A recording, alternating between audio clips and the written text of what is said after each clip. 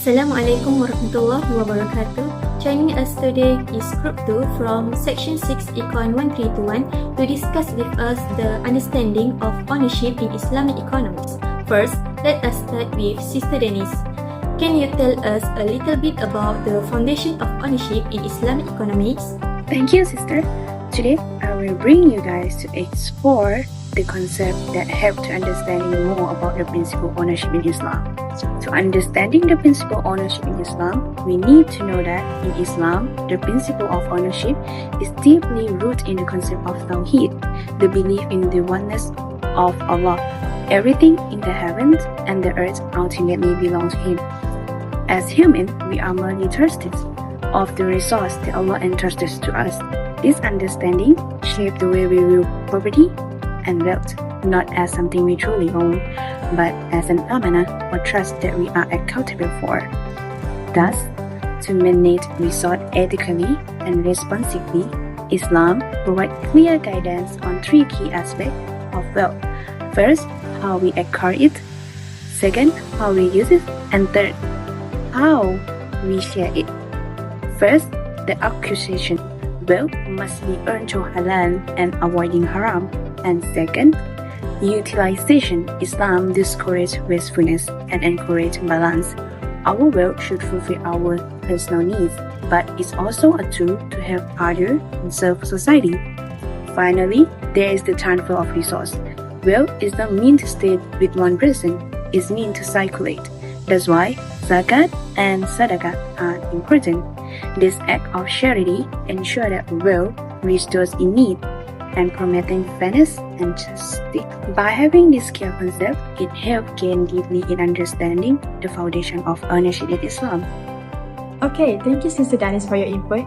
Now let's continue with Sister Nadia. So Sister Nadia, what can you tell us about the types and classification of ownership in Islamic economics? Alright, thank you for your question, Sister Nazifa.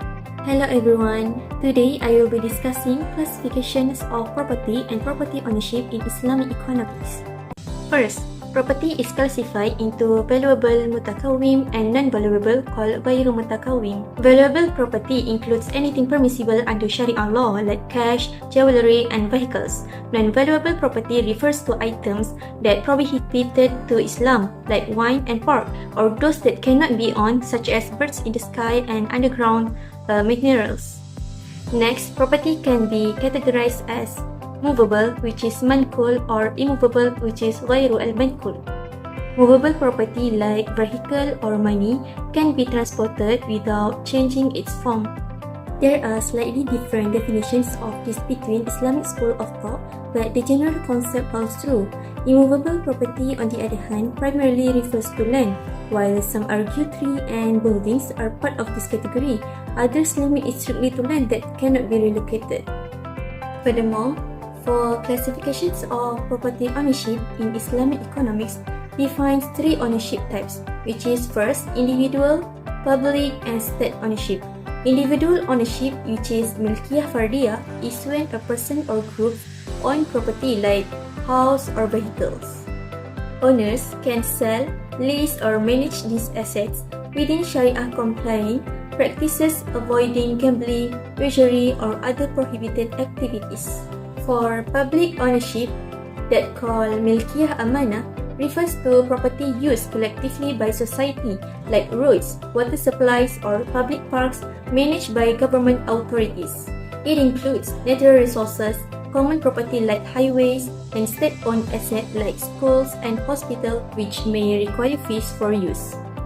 For the last part is state ownership, which is called milkiyah daulah, that involves resources managed by the government for public benefit, not solely for profit. Examples include industry or land used to generate revenue to fund responsibilities such as education and public safety. These classifications highlight Islam's balanced approach to ownership, ensuring individual rights while addressing communal and societal needs. That's all from me. Thank you for your attention. Thank you, Sister Nadia. Lastly, can you tell us a little bit of the difference of ownership in Islamic economics and conventional economics? Thank you, moderator. So there is 4 aspects of ownership that can be compared between Islamic and conventional economics. First is concept.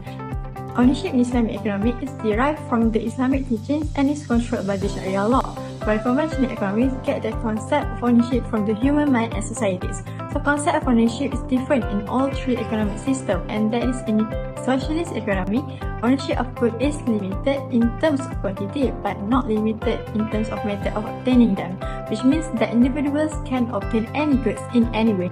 While in a capitalist economy, there are no ownership limits in both the amount and method of obtaining goods, on the condition that the action do not obstruct other individuals' freedom. Meanwhile, in the Islamic economy, no is unlimited, but there are limits on the method as they must be following Islamic law, which is the Sharia law. So the concept of ownership are all different in all economic systems, in which they differ in the limitation of either amount or method or no limitation at all, such as in capitalist economy. Next, we can compare the types of ownership in all three economic systems. Ownership in Islamic economies have three types, while in both capitalist and socialist economy only have two types of ownership.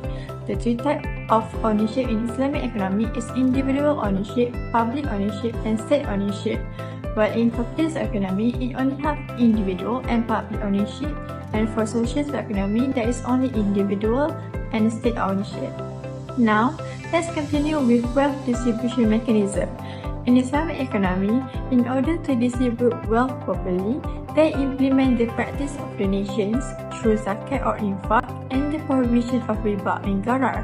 This is different from conventional economy that uses tax and financial assistance to distribute wealth, and it also depends on the nation's capital, which is not the case for Islamic economy.